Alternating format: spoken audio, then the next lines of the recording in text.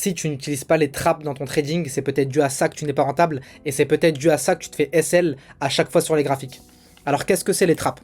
C'est quand un marché est bullish, ok, et que le prix revient sur cette zone que toi tu considères comme PY, mais nous on la voit comme trap. Pourquoi c'est une zone de trap? Parce que des millions de traders rentrent ici,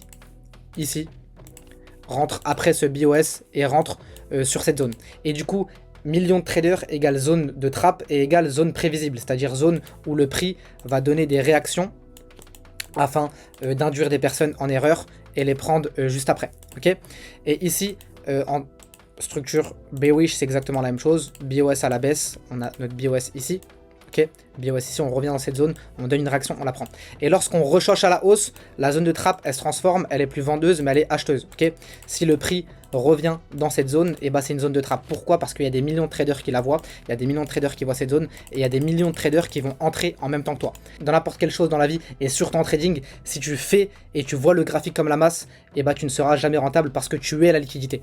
Et dans le graphique, c'est exactement la même chose. Je t'ai pris la journée de mardi. Qu'est-ce qu'on peut voir? On peut voir que ici, on a un BOS à la baisse, zone de trap, on donne une réaction, on les prend. Ici, c'est pareil. L'après-midi, on l'a eu deux fois. Ok, BOS à la hausse, choche à la baisse. Tout le monde va rentrer après le breaker block ici. On donne une réaction, on le prend.